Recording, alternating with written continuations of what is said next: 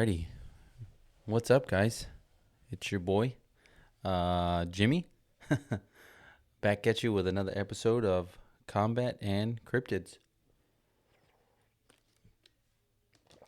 So, once again, I want to thank everybody. I appreciate everybody who continues to watch and support the show, liking, commenting, subscribing. I really appreciate you guys. But other than that, let us see. So there's one that I've been wanting to talk about, and then a couple people have mentioned it as well. So the one oh wait, before we get into that, I hope everybody had a wonderful Easter weekend. Me and the family and the wife went to Illinois and visited her sister who just turned 18. So happy birthday, Marissa. But yeah, other than that, we had a blast. Rode some four-wheelers, got some videos and some stuff going on in the woods, because the woods around there is creepy as hell. So we do have some of those. I do have to send them and edit them and change out some stuff and everything like that. So once I get all those, and I probably got like 10 to 15 of them, because as I was riding the four-wheeler, I had had Marissa on one side and then Gab on the other, and we were trying to record as we were driving along. So we'll see how it goes, though. I mean, it shouldn't be that bad, though. Like, the video is fucking creepy as shit. Like, some of them, like going down like these like four-wheeler trails, it's like the trees are coming over. It's pretty creepy. But I'll try and put some weird music with it and stuff like that to make it more suspenseful. But yeah, other than that, and then her dad. So we had these chickens at one time. We had these fucking chickens, and we bought them from a farm in Fleet in Illinois. And then somehow they ended up coming back with us. And you're not supposed to have chickens where we're from. Like, it's in city limits. You're not allowed to have any kind of wild animals, I guess. So we had them for like a month. And one was gray and one was white. They were tiny little chickens. They were like that big. And then we told my father-in-law basically said, it'll give them a chance to like take care of like something small, and then as it grows and stuff like that. Because chickens, they don't take long for them to grow to full size.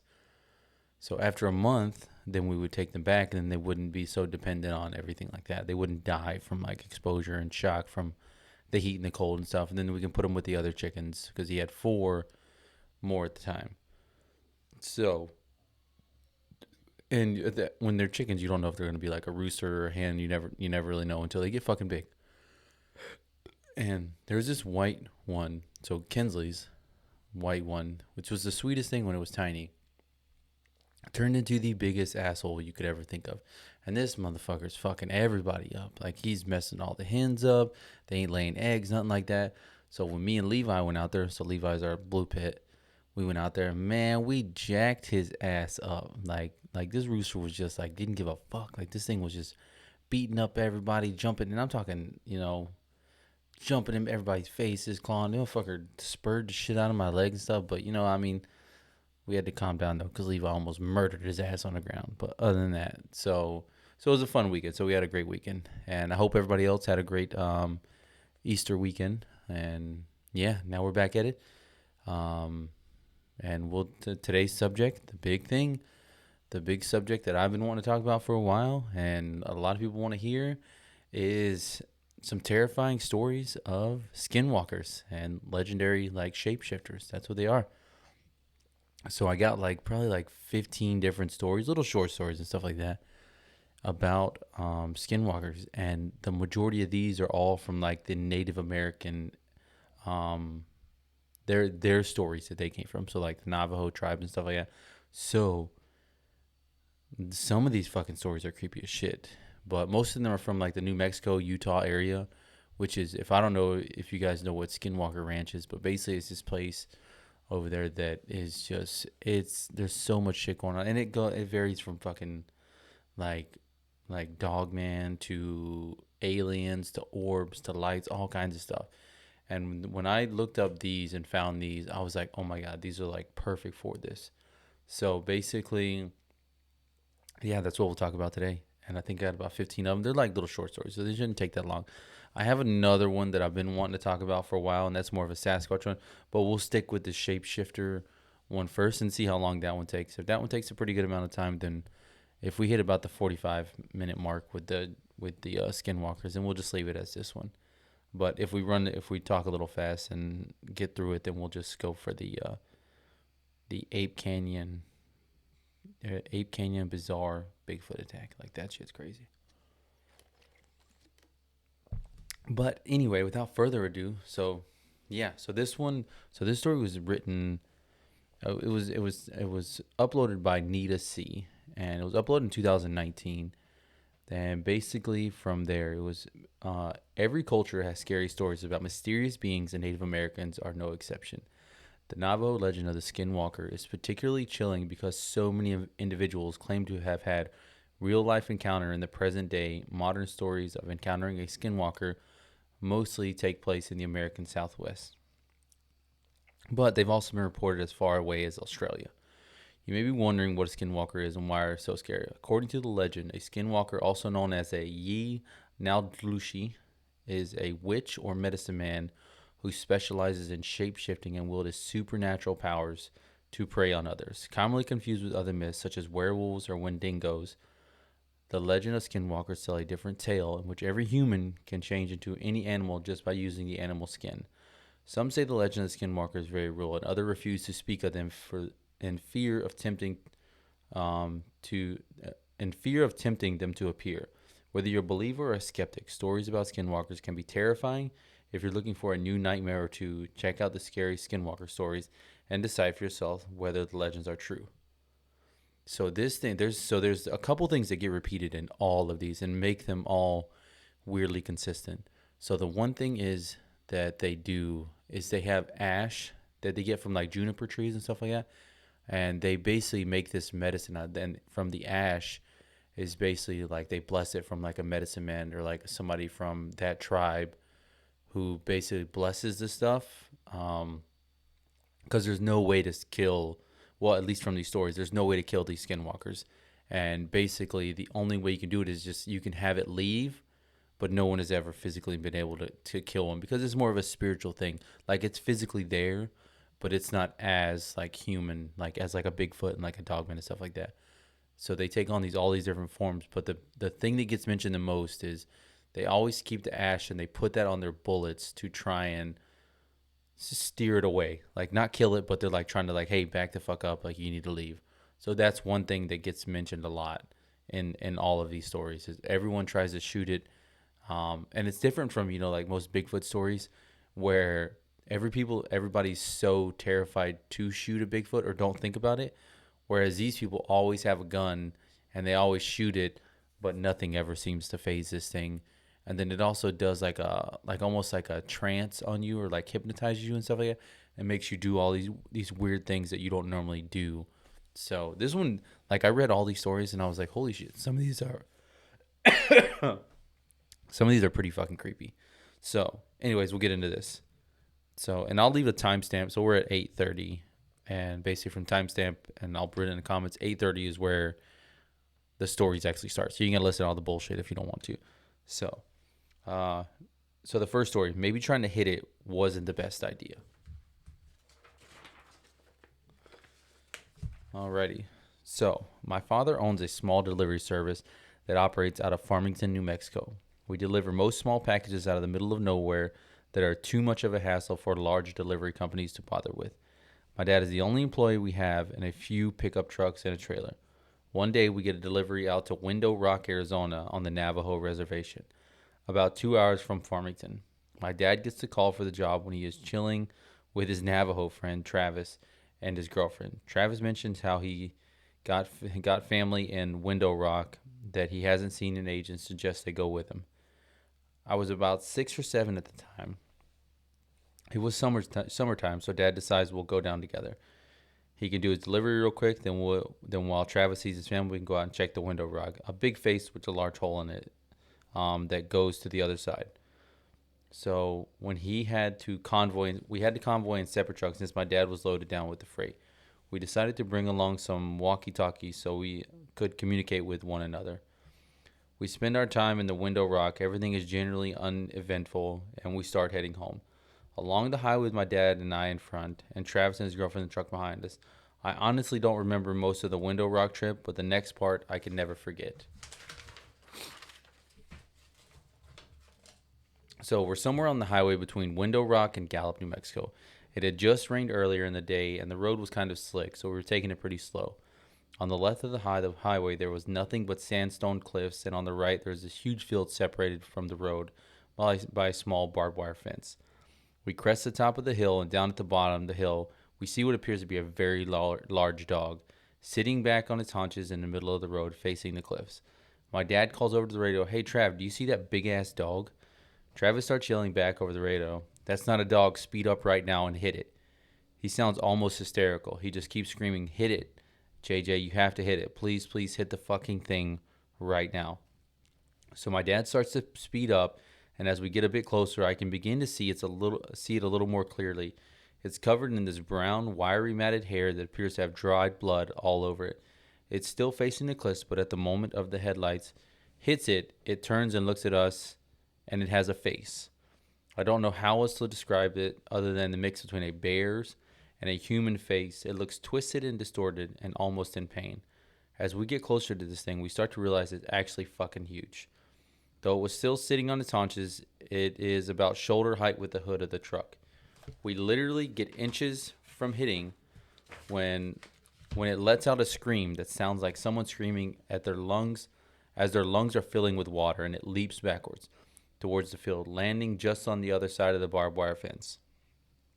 Then with another leap, it was gone from sight. Travis has come over the radio again. "Holy shit, keep driving. We have to get out of here. We have to go faster." He kept repeating the last part. "We have to get out of here. We have to go faster." Pretty soon, we are speeding like crazy, and just as we start to come to the near outskirts of Gallup, we get pulled over. Travis pulls his truck over with us. Naturally, this makes a cop, a Navajo man himself, very on edge and immediately asks why Travis felt the need to pull over as well. Travis said, "We just saw a skinwalker a few miles back, and it's been following us." The officer immediately turns white, stammers something about a verbal warning, gets in his car, and takes off. We do the same. We didn't see anything else that night, but when we got home, Travis refused to let us leave without taking some kind of Navajo totem thing that was supposed to keep it away. Story number 2.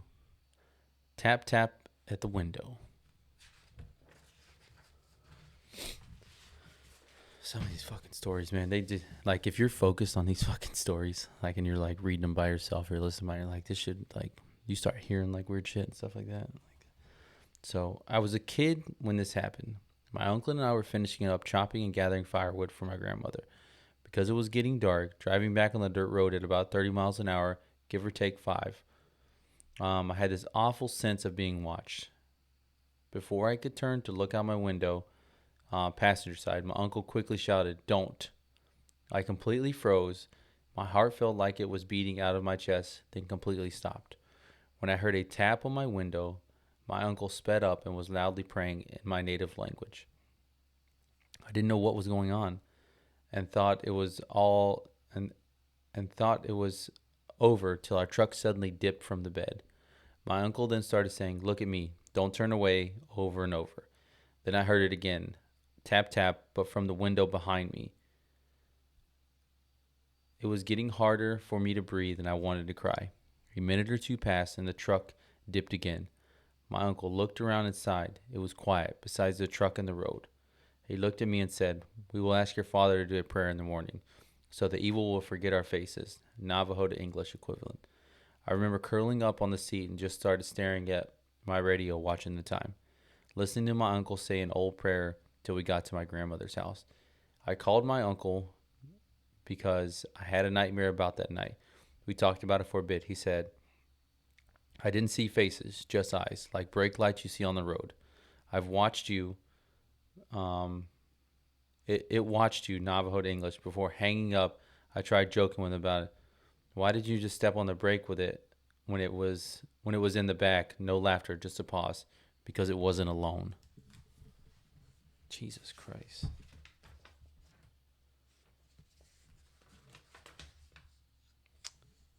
Don't get off the bus. How the fuck would you get off the bus? That's like some Jeepers Creepers shit. If you ever seen that movie.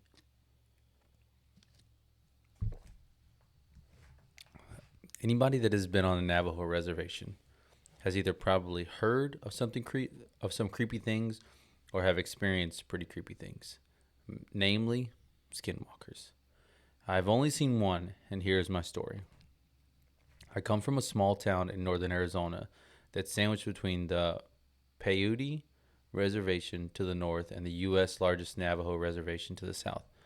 My high school being so small, a 1A high school that has an average of 80 students enrolled every year. Always had to travel south about 5 to 10 hours one way to play another high school in any sport. This means that we traveled a lot on the Navajo Res, and we also usually stayed at hotels when we would head out to play and come home in the morning. But the trip was a little bit different. I remember the basketball coach saying that the school didn't have enough money to put up the teams in a hotel the trip, so we were going to be on the road for a total of about 12 hours. I was the only male senior to play basketball that season. We had just got done playing our game and heading home on our bus, Big Blue. We were headed out, and it wasn't long, about 2 hours of driving, before we'd entered the res. By this time, everyone's asleep, with it being about 2 in the morning when we had crossed the res border. I noticed the bus driver had sped up and was now going about 85 miles an hour. I thought this was a little weird because he had never exceeded the speed limit, at least not in my high school career. For some reason, I couldn't fall asleep like the rest of my teammates. I just sat in the back of the bus, staring out across the desolate desert landscape that was lit up by a full moon. As I looked out, I could see a figure running towards the bus at an angle of pursuit and keeping up with the bus at 85 miles an hour. As the figure got closer, I saw that it was a humanoid form. As a matter of fact, it looked exactly like a human, only that the face was painted half black and half white with glowing eyes. Glowing eyes like a rabbit's eyes reflecting light from a spotlight. I immediately thought, holy crap, it's a skinwalker. The skinwalker ran up to the edge of the road and just kept up pace with the bus, hurdling sage bushes and rocks while staring at me. After I made eye contact with the thing, I could not look away. It was like as if something was holding my head and eyes in place. The skinwalker just smiled at me, this inhuman smile that went ear to ear, showing crooked, yellow pointed teeth. I felt like I was going to throw up, and I was panicking through the whole ordeal. The skinwalker started to crumble down to all fours, still keeping up with the bus. I could see his bones crack and reform.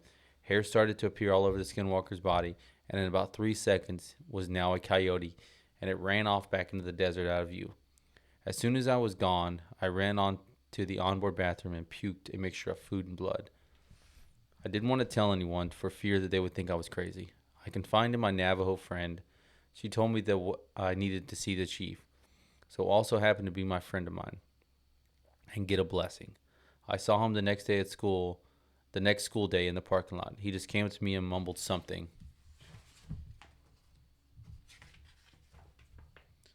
in Navajo while waving a feathered scepter-like thing, turning around to go in the truck and drove away. To this day, I haven't seen another skinwalker. It might be due to the fact that I moved away from that town and res, and if I do have to go down south, I go all the way around. Convinced I saw a skinwalker. Okay, Jesus Christ. The weather's so nice here, and there's so many people out. You just see so many people just riding their bikes because we live on a cul-de-sac.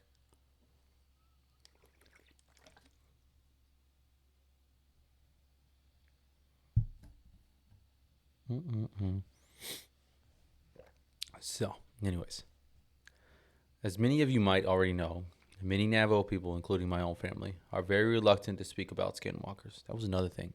The one thing that a lot of the stories and everything I read, where a lot of people didn't talk about it. Like, they didn't even want to say it. Like, it was just that was a weird thing that I thought too as well. But anyways, because it is believed to attract their attention. Well, I, however, grew up from the Navajo Nation and was very naive about the subject. When it came to skinwalkers, I was an absolute skeptic. My mom used to tell us stories of how back in the 80s, when she lived with her siblings and my grandparents still in Shiprock, but the southern outskirts, about how she and my aunt saw a skinwalker just outside the driveway under a street light. She described it as a black dog with dirty fur and twisted noodle-like front legs and these unnatural eyes. With a soft burnt orange glow, me being my own closed-minded self doubted every word, but I never said my doubts aloud. But these doubts totally changed last year when I went to my grandmother's house late October. Me and my family had just finished scourging the carnival at the Navajo Nation Fair and called it a night. The house was close enough where we could walk home in just 10 minutes, so we did. When we got there, it was about 9 at night when we stayed up and until about 2 catching up about family affairs and local news. It was during that time that I just decidedly opened my mouth and blurted out questions. Hey, are skinwalkers real, guys? I asked. You shouldn't be speaking about that, my grandma said, with an almost disturbed yell in her voice. So she and my grandfather both decide to go to bed after being scolded by my mom. One of my aunts chimes in very cautious tone and says, "They're real, all right. Had a few start screaming outside of my trailer in Farmington just a few nights ago. Your cousin had nightmares the whole night and woke up crying the next morning." Not wanting to push the discomfort any further, we all decided to go to bed. Now the trailer and home, wait, I lost it. The trailer and home is pretty old, and it was really nice night. So we slept with the windows open, with the screens to prevent bugs from coming in. Everyone had drifted off to sleep except me, because my mind was still going a million miles a minute about skinwalkers, and I wondered if I ever encounter one while here on the reservation. As a kid, I was told it's a taboo to think about skinwalkers because it can still hear their it can it what the fuck because it can still call their attention. That's when their shit totally that's when shit totally hit the fan. Just as I was settling and finally getting relaxed for sleep, I started to hear something moving outside. I get up from the couch and started wandering over to the kitchen window in the trailer. All the rooms have the lights out, so the only visible light that you can see from the porch light out front. I was thankful for this because I told myself if it was really a skinwalker outside, then hopefully it wouldn't notice me seeing it. So I muster up the courage and I take a quick scan outside. From the porch light, all I can see is the dusty ground and the vehicles that my family drove, along some of the old mesh trash cans that stood beside the road. Looking for about a good 5 seconds, I wasn't able to see anything, so I was getting ready to turn around and walk back to the bed, thinking it was just a stray cat or something. Only having taken 2 steps, I hear what sounds like a distorted scream coming from outside. Definitely close by, fear rising, I look outside again, and there I see it. A coyote like figure was staring in my direction from behind the cars, just outside the reach of the porch light. Only it looked awfully wrong and gave off an evil vibe just from seeing it. It was gray with very disheveled hair, and horrific orange red soft glow came from its eyes. Um, I noped the hell out of that and ran back to my bedroom. It was at this moment I had began to also notice an awful stench in the air that smelled like rotting meat. I started trying to wake up my mom, who was like, "Oh my God, it's almost 3 a.m. What do you want?" I immediately began in a shaken voice, "There's something scary outside." Then she said, now annoyed because I woke her up, "It's probably a stray animal or something in the res, and animals wander all the time at night." She obviously wasn't getting the drift of what I was saying, so I screamed, "There's some Blair Witch shit going on outside, Mom." That got her attention. What the hell are you talking about? She then heard it. She said, then then when we heard it, the thing outside started making more of a dreadful like screams, and it started with what sounded like thrashing outside on the ground. Hear that? That's what I'm talking about. So both her and I go back up, looked outside the window, and the coyote thing was making its way to the door. It walked with an odd limp and dragged its back right leg as if it was handicapped. We could hear it start to scratch against the door and make this odd muffled moaning sound. My mom went and got my dad, and they both started shouting in Navajo all sorts of words, telling the thing to go away, saying it's not welcome here. Well, all this common was enough to get the rest of the trailer up. They also came out into the hallway. The only thing my mom did was turn to them and say "Skinwalker" while proceeding to point the door. Noise still happening. Apparently, they already knew exactly what to do as my grandfather got out a handgun from the drawer and a bag of ashes. He coated a few bullets and loaded them into the gun and went straight to the door, yelling out more Navajo. That was the that was too fast for me to comprehend. He swung open the door and fired twice.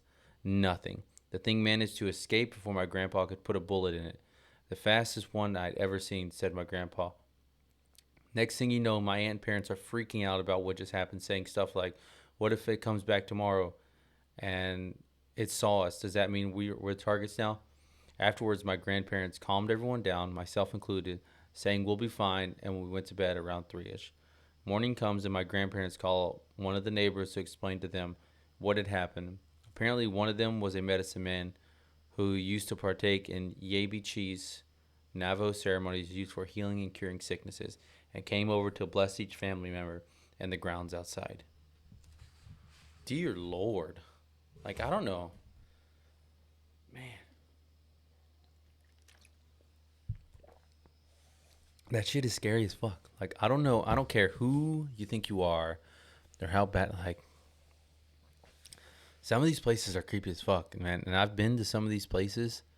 Like, we went to Hawaii one time, and going to Hawaii, like, there was this dude we knew. His name was Duanamau, and he was from straight from Hawaii, like right off the boat. And this dude would tell you creepy ass stories about insane asylums, all kinds of just ghosts and spirits and all this weird stuff.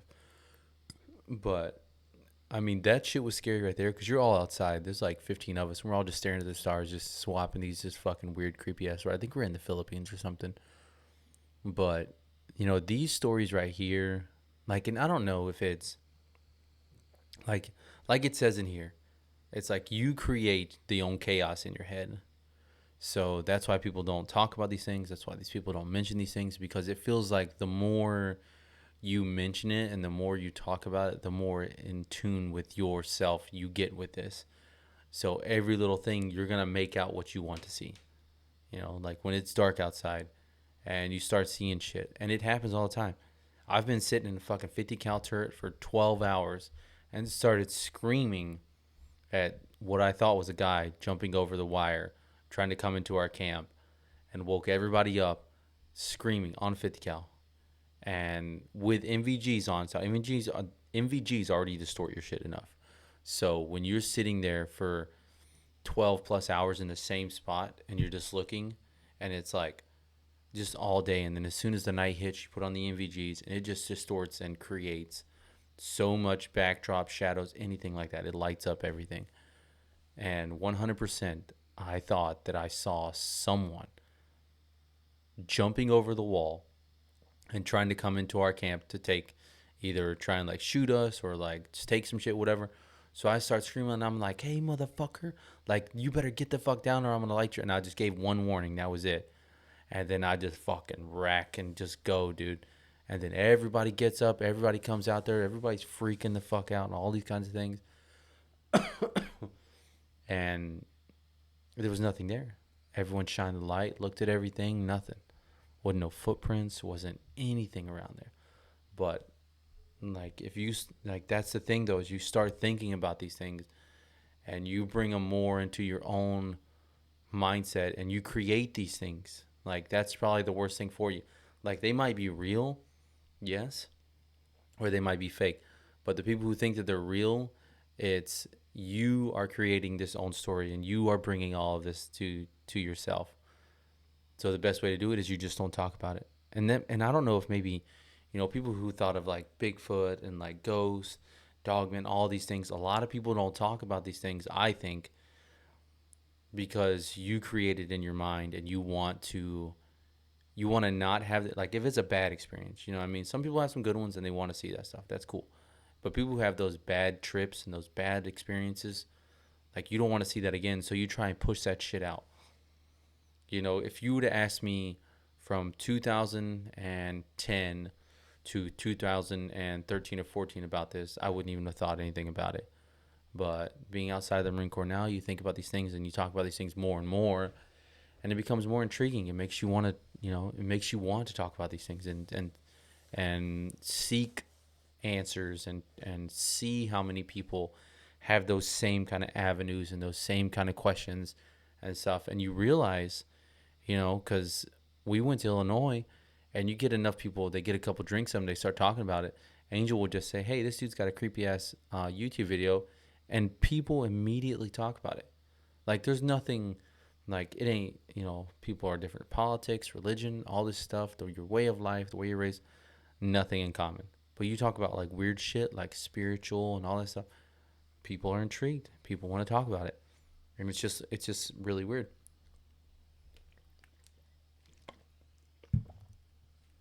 So that's my take on it, at least. Alrighty, on to the next one. So all these stories are creepy as fuck. Like that one was creepy for me. Like they go to the fair, they come back, and the fucking kid just brings it up. Like obviously you're not supposed to talk about it, or they don't talk about it and shit, and you bring it up. So you kind of like invite that energy, and then you piss everybody off, and everybody goes to sleep angry.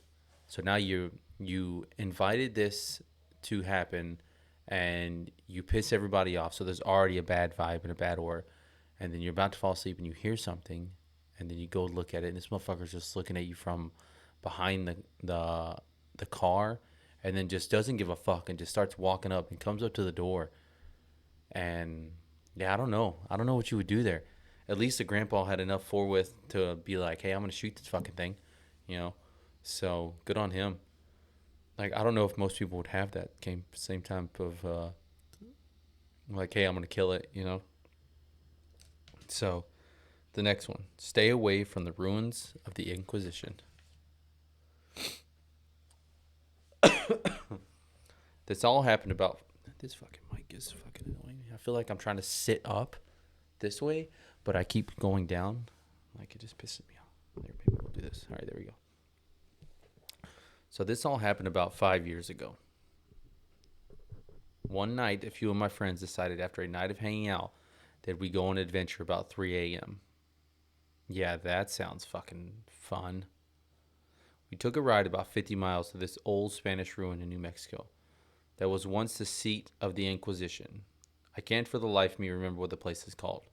So we jumped the front gate to the place and started exploring. One of my friends brought a flute with him, like he's fucking Robin Hood, and started playing. It doesn't say that. I just added that in. He started playing it about 30 seconds into it, his mediocre playing. Something started screaming really, really loud on the tops of the long destroyed walls of the place. It was going from the wall to wall really quickly, screaming the most blood-curdling scream you ever imagined. We noped the fuck out of there, and one of my friends pissed his pants and drove for a few hours to Bandelier National Park, where we planned to camp out the rest of the weekend. We got to Bandelier at probably about 6 or 7 and set up our camp a.m. and set up our camp. After a few hours just talking about what the hell happened at the ruins, I went to take a piss behind a probably only like 300 feet from our camp. So this right here, so this story, when I read this one, like all the other ones were pretty creepy, but this one is the one that I was like, oh fuck, this is fucking weird as shit. So I went to take a piss probably about 300 feet from the camp. This is where everything started to get a little fuzzy. I remember seeing 2 dust devils coming my way, and when I turned around again, 2 of my friends were there, and they were motioning me to follow them. I couldn't help but to follow them, like I was being pulled behind them in shackles. I followed them for what seemed like 10 to 15 minutes, and then I snapped out of it. They weren't my friends. They had bright red hair with my friend's face and cat eyes. Both of these friends were brunette. I stopped walking, and they looked at me with probably the most terrifying gaze I've ever seen. Monsters in movies are nothing compared to this. I turned around and ran as fast as I could back the way I came from. After like 5 minutes of a full sprint, I got back to the rock that I pissed at and found our camp. Everyone was still sitting there, sitting around talking, and didn't even notice that I was gone. I told them what happened with the look-alike Skinwalkers, and we packed up everything and left, probably within like 10 minutes, and got the hell back to Albuquerque. Like, that is the creepiest shit right there. Because to be in like that sort of like of a trance and stuff like that, like that's the scariest part right there. Like you not being in control or thinking that you're not in control, and just kind of like your body's like, hey, go with this and stuff. And it happens, you have dreams and stuff like that where your dreams are just, they feel real life. Like that's what it is. And those types of things, like that's probably the creepiest shit, because it was and sometimes you don't know if it's like Sleep deprivation will make you see and do some weird shit too. Don't get me wrong. But to physically see something and someone who are your friends and they're like, hey, like, follow me and we'll go and talk about this stuff, like, that's creepy as fuck. And then good for him for trying to be like, whoa, this just seems like odd, and snaps out of it and then realizes that these aren't his fucking friends, that they're people who are trying to fucking take him away and eat him or something. I don't know what the hell Skinwalkers do. Eat people, take them to hell. They're Skinwalker. Like, I don't know where they take them, but yeah, that one was scary. That one's pretty creepy. So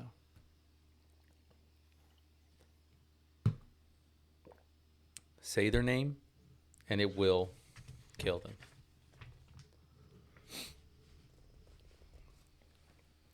We live in a rural community. What the fuck did I say? On the Navajo reservation. My aunt and 2 brothers were home along with my grandparents had left. While my grandparents had left for the evening to attend a chapter house meeting. They were in the house, and like many people from the reservation, they didn't have electricity. It had been dark outside for about an hour, and my aunt and uncles were getting ready for bed. Outside, they heard noises, as if someone moving things around outside. My oldest uncle went to look out the front window and saw a figure out by the truck. Why is there always fucking figures by the truck? Like, Jesus Christ. This was immensely out of the ordinary because the closest neighbor was miles away. Whatever it was opened the truck door and began to dig through the personal items that my family had left in the vehicle. My aunt and uncles were frightened by the sight and knew that they should take action. They took out the rifle and steadied themselves to hold it up. They flung open the door and aimed the gun at the dark figure. The figure turned and started walking towards them, totally unfazed by the weapon. My uncle pulled the trigger, but nothing happened. The figure drew closer and my aunt began to smell something like a rotting corpse. It was so strong it made her gag. My uncle continued to pull the trigger with no luck, and the figure came closer and closer. Off the distance, headlights were coming up the road. My grandparents were returning. The figure looked towards the lights and it started moving away and tucked itself behind a tree near the house. My oldest uncle ran towards the truck with my gun. My grandfather got out of the car and my uncle pointed to the tree. The thing was poking out its head to observe what we were doing. My grandfather ran into the house and over the stove and grabbed a handful of ashes and rubbed over the gun and placed the ashes and the ash-covered bullet into the chamber. He walked out onto the porch and fired toward the tree. Whatever the thing was didn't expect the gun to go off. The gunshot echoed and the dark figure began running. My grandma chased my aunt inside, and my uncles and my grandfather went after it. There weren't many roads or paths, so as my grandfather and uncle chased after the figure, the truck was bouncing and the headlights were not fixed on one particular spot. My uncle swears that whenever the headlights would hit the figure, he saw a woman, and not only that, whoever it was, running on all fours like a bear. My grandfather eventually stopped the truck as they neared the ditch that drops about 20 feet. He got out and began yelling in Navajo. My uncle says that he was yelling about a local woman. He yelled that he wasn't scared and that he knew it was her, and to leave his family alone. A few days passed, and there was the news that the woman that my grandfather was yelling about had passed. I've always been told, if you know who the Skinwalker is, say their name and it will kill them. What the fuck? Jesus. Like, how would you know? I mean, I guess. I don't know. That's fucking weird. Like, is it? I mean, I don't know enough fucking about it. It's just weird, man. Like, how do you know that? I mean, I guess to this point, there's probably not too many people around there. That's just weird. That happened. Jeez, these guys got fucking balls of steel, don't they? Like, Jesus, I don't know if I'd fucking chase after a thing. Like, my luck, you know what I mean? Like, I always think of this shit. My luck is, and I got bad luck, is I go to chase after this fucking thing, you know, and my truck breaks or I wreck it and then I gotta fucking walk back. Like, that's my, you know, and the woods ain't scary when you're not by yourself. But people die or people disappear, or people go do it. Like, that's when the shit gets scary. You know what I mean? Me and my wife's sister, we wrecked we didn't wreck it. It fucking broke. And we go like we have to winch this fucking thing home, and then my four-wheeler starts fucking up and goes into limp mode, which I can't go more than 5 miles an hour. And all I'm thinking is like, man, we cannot be out here at dark, like, because it is creepy as fuck out there. And there's roads, like big stuff around there, but like when you're in the woods and stuff like where we were, it's just, that's not a darkness you want to be in. Nah, I'm good. So yeah, it's weird. A mysterious legend encounters Mormon missionaries. Alrighty. While trading stories around the campfire, my friend recalled an encounter we had while serving as LDS mission. My friend's mission region had a reservation within its boundaries. However, it was relatively far from where he was serving. On one occasion, him and his mission companion were asked to travel further than usual to meet with some investigators. This took them near the reservation. On their way home, they ran out of gas. See? That's what I'm saying. That's my luck. And it wasn't until late at night that they were able to continue the journey home. My friend, who was driving while his companion slept in the passenger seat, chose a different route that took him through some back roads in an attempt to get home sooner. He told us he was driving above the speed limit when he noticed movement in the woods lining the road. Because the coyotes were common in the area, he took little notice at first. Then he looked out the window and slammed on the brakes. The sudden stops jolted his companion awake, who immediately wanted to know what was wrong. My friend was shaken and said he would tell me once they got home.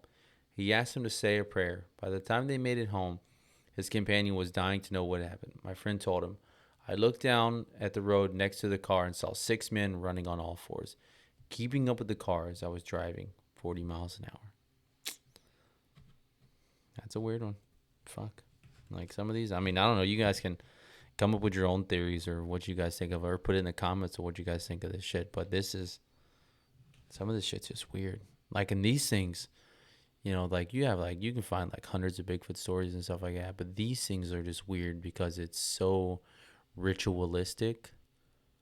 Like that people like people are doing this, like conjuring this and making this happen, which makes it really like a lot weirder. You know what I mean? It nearly got him and his brother. So this is my father's story written from his perspective. When I was about 11 or 12, we lived in a small house made of mud and stone. A lot like our house now. It was two of my brothers and I in the house. Everyone else had gone to Jamez Fest and left us to tend the sheep. We were getting ready for bed when we heard the dogs going crazy outside. Thinking it was nothing more than coyotes howling in the distance, we told them to quiet. We began to drift off into sleep, and the dogs would not shut up. Somehow I was able to go to sleep for a few hours. Then I woke up very late at night. It was very quiet and still in the house. Let's see. Save for my brother's snoring and besides my brother's snoring and breathing, I realized I needed to use the outhouse and woke up my brother to take me there. He teased me about being scared, which I certainly was.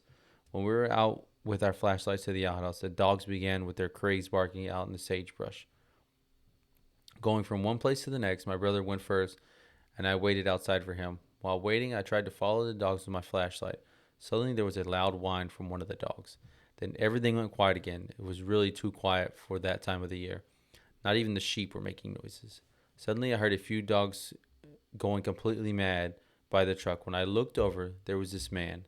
He was unbelievably tall, leaning on one arm of the cab roof of the truck. He was looking at the dogs for a little, then suddenly kicking one of them. They all scattered in a different direction. The thing looked up at me, and I saw its face. It had a pure white face, like a full moon, 2 burning red eyes, and a slight smile that was pure black. I could not move or make a sound, and began to walk toward me with long strides, until I finally towered over me. All I began to see was the dark red, like the color of the blood when it cut the throat of a sheep. I kept getting deeper and deeper into its eyes. I could faintly hear my brothers coming out of the outhouse. With this, the thing looked up at him. Reality came rushing back to me. I noticed that my brother was too distracted with his buckle to realize what was going on. I also noticed this thing's long hands hovering just inches from my head. Its skin was black ash, and he smelled like bloated, dead animal in the summer. I was still unable to move or speak. The skinwalker began to move toward my brother. Finally noticing the figure, my brother became paralyzed as I was. Closer and closer it drew, reaching an arm out toward my brother's head. Something finally snapped in me, and I became unbearably angry.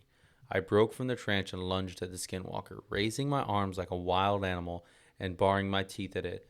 A growl came out that I never knew I could make. I became more and more angry at this thing that was trying to hurt us. It kept that smile at first, but the angrier I got, the more the smile faded. Finally, with everything I had, I began to make this primal roar at it. I fell backwards and ran away into the night. Looking back at me, its eyes were dim and dull, its smile now long since gone. The next morning, the family returned home from the feast. After relaying the story to my parents, they quickly hired a medicine man. Yeah, no shit. Dear Lord. Outhouse. My ass, I'm going to the house. I'm pissing by the house. Shit. I'm holding that damn thing. Hell no. No way I'm going there. Attack on a party van. Whenever my mother would take us on a road trip to her hometown in the Navajo reservation, I'd occasionally ask her to tell me a skinwalker story along the way. I remembered every story she told. Me, when we were driving through miles of nothing at night. Luckily, nothing ever happened to us during those drives. Anyways, this is one of those stories, and it came from my aunt. So my auntie and some of her friends used to party a lot back in the day. They'd hop in a beat-down van, drive out to the boondocks, and just drink and have fun. Of course, this all took place on the Navajo reservation after sunset. On this particular night, that's what they were doing. Everything was good, going good, and whatnot, when all of a sudden they hear what sounds like rocks being thrown at their van. Everyone gets quiet as they wonder what the hell is going on. The sounds of rocks being thrown stops, and then suddenly something jumps on top of the van roof. I should mention, my family owned a white van that we used for road trips because they had enough room for all my brothers and me. So imagine young me being told the story in a van, terrifying. Everyone starts panicking as the realization sets in and hurry to lock the doors. My auntie jumps in the driver's seat and tries to start up the engine. Of course, the beaten down van refuses to start. Whatever is on the roof is still up there, making banging noises at this point, like jumping up and down. My auntie is freaking out when she then sees a hand with long nails reach over the roof and start scratching the windshield. At this point in the story, my mom would take one hand off the steering wheel and scratch the windshield to stimulate it. Oh my God. Then whatever was on the roof jumps off. Everyone is still freaking out and yelling at my auntie to start the van as she keeps trying. That's when she sees the skinwalker walk up to the driver's side window, stare at her just a few inches away. Well, that's when my auntie jumped in the back and started praying for her life. Minutes pass and the skinwalker appears to leave. My auntie hops back in the driver's seat, gets the van to start, and off they go. Jesus Christ. Whew. The Yelmdlushi has found me. My grandmother of my mother's side has always been very superstitious, for lack of a better word. She's not religious, but she believes in a lot of paranormal stuff. Her mother was full-blooded Navajo, and her father was Irish. Either way, she'd never been east of Montana, and she grew up in Nevada. One year, when I was in grade school, we went to visit her. Most of the visit was pretty uneventful. Typical boring old people stuff, except when she kept her curtains drawn shut, and she would always peek the window, and when someone asked what she was doing, she would simply reply, Yeneldushi is watching me. This went on for nearly the entire visit until a few days before we were due to leave. My grandma and my then baby brother, who's now 19, were in front of the yard that evening planting flowers.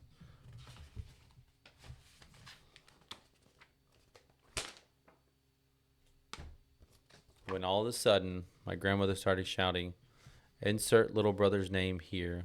Get away from the creature. What insert? Oh, I think that's what's like a type thing.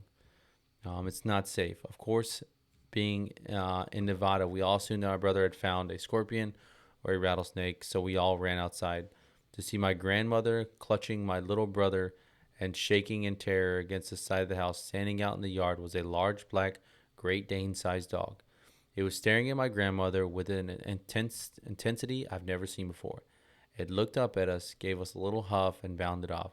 I don't remember if it moved unusually fast or not, but I do remember it had really deep yellow eyes. When my mother asked my grandmother what had happened, she kept repeating, "The Yenaldushi has found me." She moved a couple weeks after that. A coyote walking on two legs.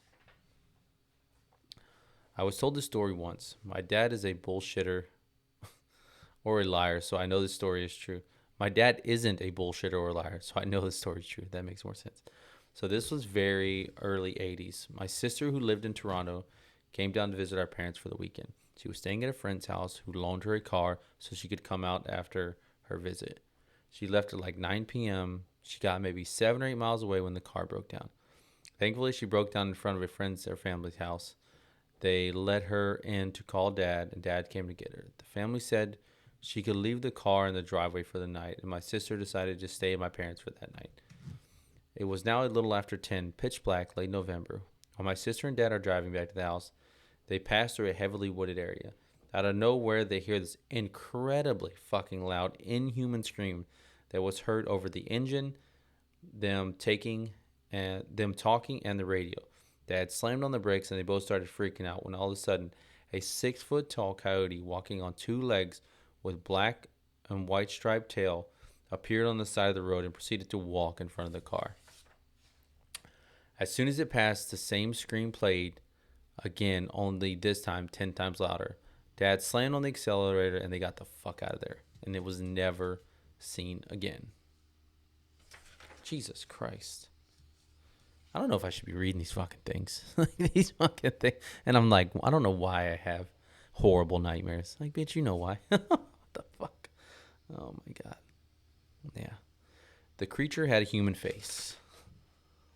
My roommate has told me this story a few times. I wanted to see if anyone else has had a similar experience. As he tells it, he was driving home super late at night, maybe around 3 or 4 a.m. in the suburb of Phoenix, Arizona. Both times that this occurred, the first time he was driving along a road that has an open field to the left, and when out of nowhere a black figure on all fours bounds up out of the field and across the road in front of his car. As soon as the figure got to the other side of the road, it stops with inhuman quickness, turns around, and looks directly at my roommate. He described the figure as looking simian, completely black except for the face. The creature's face was a stark white human face. Not white as in Caucasian, but white as snow. This happened again a few weeks later, but this time the creature was sitting in a tree. As his car approached, it climbed down the tree again with inhuman quickness, bounded across the road, stopped on a dime, and turned around and made eye contact with him. This time he had a friend in the car who also saw it and began freaking out. It was that same exact thing at first time, a simian black body with a snow white expression, human face. My roommate, ever the curious one, turned the car around and began searching for the creature, but it was nowhere to be seen. The white masked creature.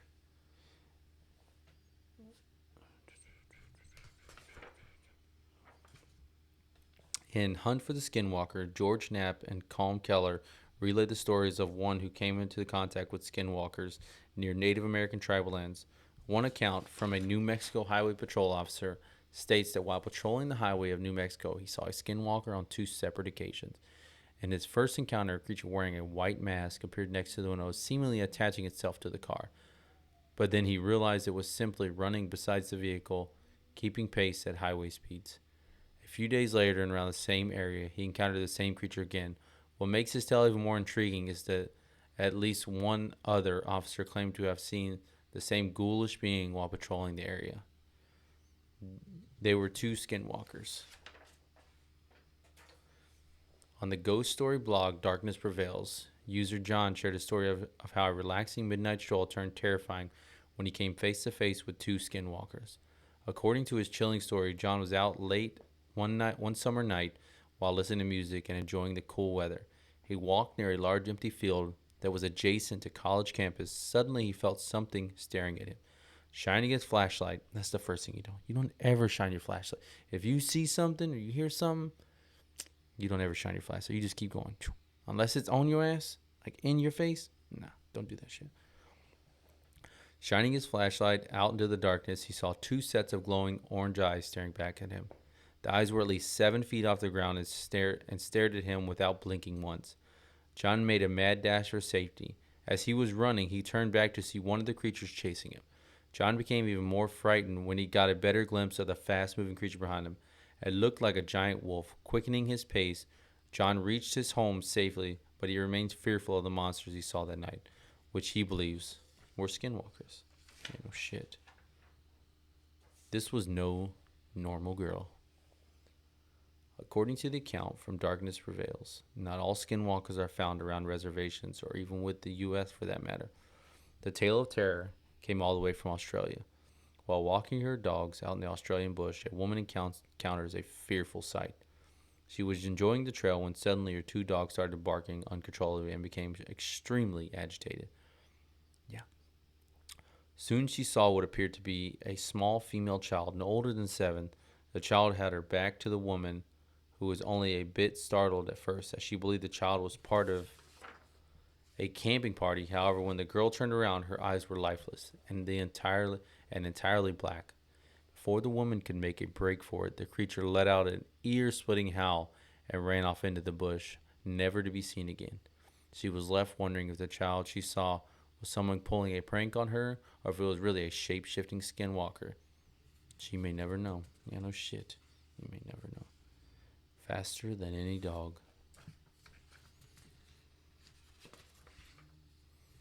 There was this one time I was camping with 2 of my buddies, but neither of them are real outdoorsy type.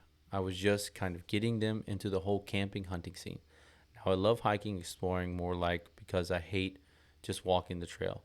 You're seeing nothing new, so took 2 friends out there a ways and got 2 miles from camp when they just wanted to go back. I said fine and showed them where to go on my phone and made them put a way on the other's little GPS thing I had to follow.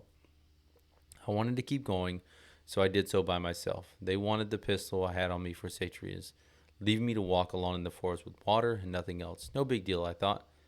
I found a steep hillside with rocks all the way down when I was about 5 miles from camp and decided to go down. I followed the path at the bottom at the bottom of this thing, which was at this point just a dry riverbed. I walked down and it got steeper as I went further south. When I crossed a certain point, something just felt wrong.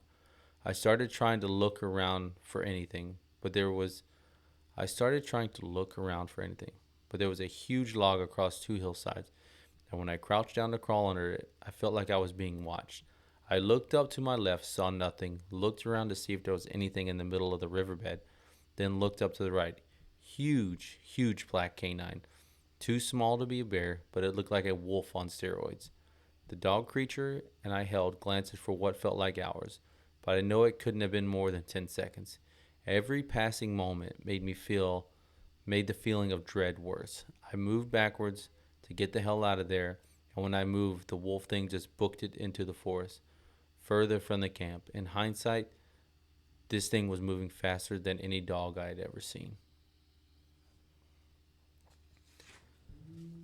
And on that note, that's creepy ass skinwalker stories from the Navajo area. Minus the weird Australian one that saw that little fucking girl. I mean, those are creepy. And like some of those are like some of them are aggressive, I guess. But a lot of them are just like they just end up outside their houses and stuff like that. Like in those, I mean, I don't know. I guess for like spiritual reasons and stuff like that, people get like cursed and get like these ritual stuff that happens to them and all this kind. And I think so. This is my opinion on skinwalkers and everything like that. So my opinion is if I want someone to die, or if I wish harm on someone, I guess I feel like you would have to start a ritual and a process, like I would, to basically give a part of myself to something, an entity or a spirit, to basically say, hey, I want you to go do this to somebody. And if you get caught, or if someone knows it's you or knows that you're sending that bad omen and stuff like that, then that's what gets you yourself who sends it killed. If the point of a skinwalker is for fear and intimidation, to get your point across for something, maybe like have somebody have a change of heart, like if they're rude or they're being inappropriate or they're not nice people, they're not good people, they stab you in the back, they steal, they lie, all those kinds of things. If you're trying to set them on the right track and this is the way to go about it, but the people who you're trying to do this to are they realize who it is or they figure it out, then that would come back to you as like, hey, like maybe these people weren't like that, and now somebody has to give up something. You know what I mean? Like, so the people that are getting attacked by these things or who are being threatened by these things are people who are needing to give something up. But if they know who, like, oh damn, I know fucking so and so down the road probably thinks that I stole their shit. That's probably who is fucking with me. Then that whatever you curse will now come back to you, and now you either have to give it up when you're really the bad person and the person you sent this after is not, or you die pretty much. And that's what I feel like the Skinwalker does is it sends it, you send it off to go do your bidding and try and change people, and if they don't give those things up or want to make life changes, then they will die.